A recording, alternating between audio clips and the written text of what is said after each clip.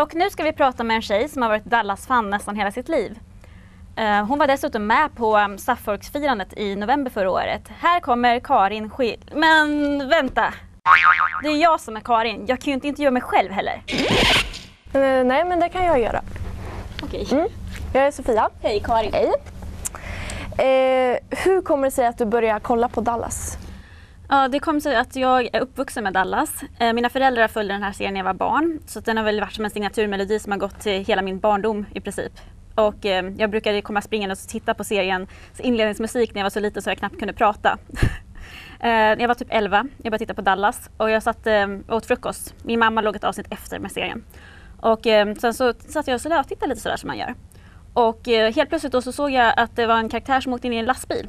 Och då var jag såhär bara, hjälp, lastbilen för att elden såg väldigt dramatiskt ut. Jag var såhär, kommer hon överleva? Vad kommer hända med henne? Jag var tvungen att titta, så jag var tvungen att få veta hur hon skulle överleva. Så jag tittade på nästa avsnitt. Fick inget svar på hur hon skulle överleva.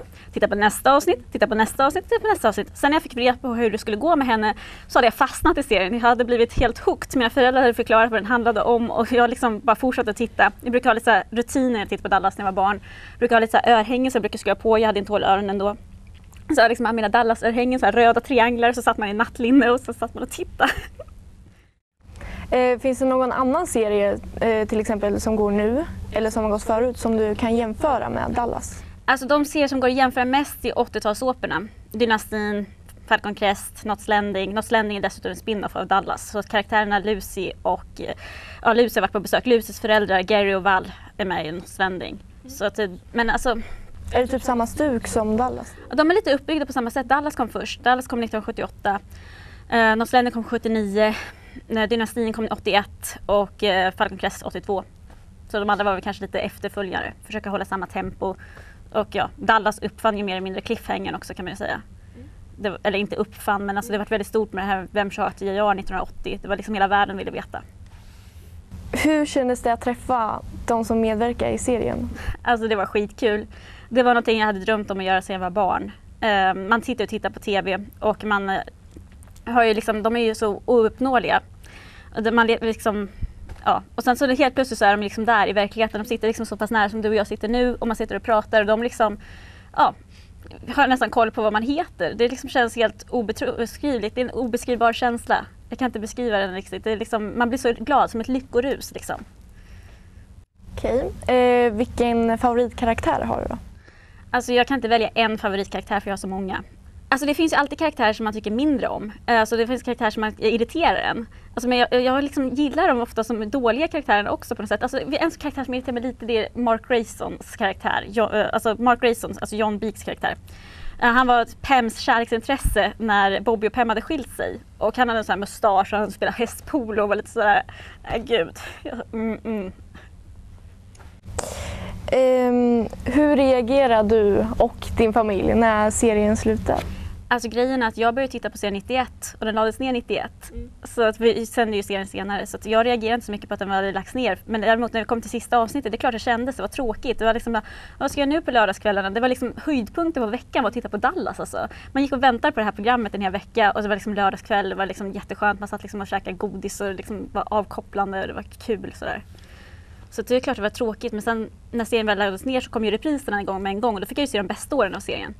Så egentligen var det inte över för 96 och 96 spelade de sen in en återföreningsfilm. Så att, alltså jag vet inte.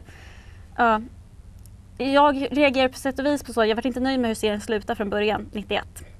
Så jag och min syster började skriva på en Dallas fanfic 94 och vi har skrivit på samma Dallas fanfic sedan dess. Så vi är uppe i typ över 80 avsnitt. Oj.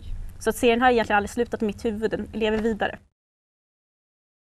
Har du kunnat ersätta ditt Dallas med någon annan serie? Det närmaste jag har kommit är Buffy.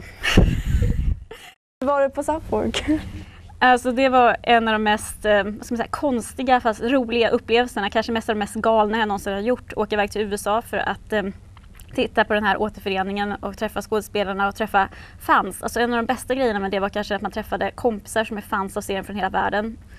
Och i och med att jag är journalist så fick jag också då uppdrag att göra lite intervjuer med skådespelarna. Så jag stod vid röda mattan och försökte haffa dem med mikrofon. Bara, hej, vi kommer från Ultimate Dallas, vi svarar på frågor. Liksom. Men de flesta gjorde det och de var liksom trevligt inställda och liksom, det var jättefrän känsla. Alltså det är något som jag drömt om sedan jag var kanske typ 15 och få vara på Suffolk på en grillfest under en inspelning. Och där var jag helt plötsligt, min dröm vart sann.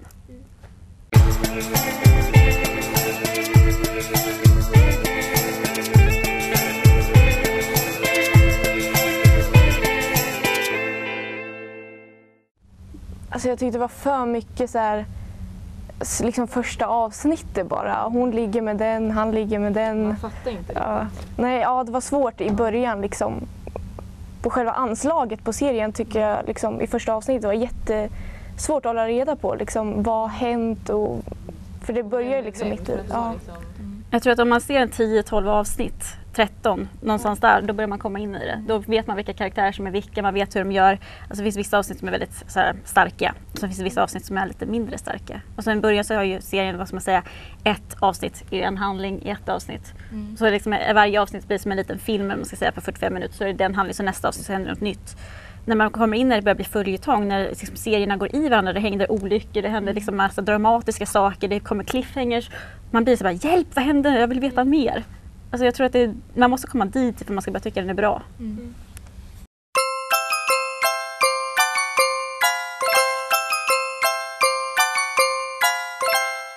Följer du någon tv-serie? Nej, inte just nu, men jag har följt tv-serier. Ja, vilken är din favorit-tv-serie? Det får bli The Simpsons. Varför tycker du om den serien? Jag tycker den är rolig. Annars så vet jag inte direkt. Jag tycker den är i alla fall väldigt bra. Den har hållit på länge och så tycker den... Nej, jag har ingen direkt sådär. Jag har inte direkt någon sådär direkt bra förklaring till det. Följer du någon tv-serie? Ja, Gossip Girl och Grey's Anatomy. Är det dina favoritserier? Ja, mest Gossip Girl. Följer du någon tv-serie? Nej, inte så här följer helt och hållet. Jag kollar när jag ser det, typ. Har du någon favorit-tv-serie då? South Park, typ. Varför just den? Bra. Den är rolig. Har ni någon favorit-tv-serie? Andra Avenyn. Andra Avenyn? Följer ni några andra serier? Nej. Kolla på Vänner ibland. Kollar du på några tv-serier?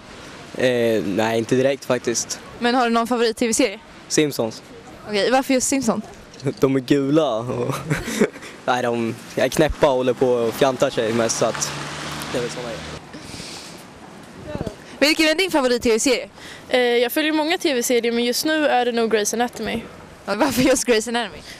Jag vet inte, det är en bra serie, det är roliga, det är spännande intriger, det är kul att följa deras liv. Har du någon favoritkaraktär? Nej, inte direkt. Jag tycker väldigt mycket om Meredith. Det var allt vi hade att bjuda på i vårt premiärprogram. Men Neon är tillbaka igen om 2 veckor och då kommer det att handla om skolmat. Så jag hoppas att ni fortsätter att titta på oss.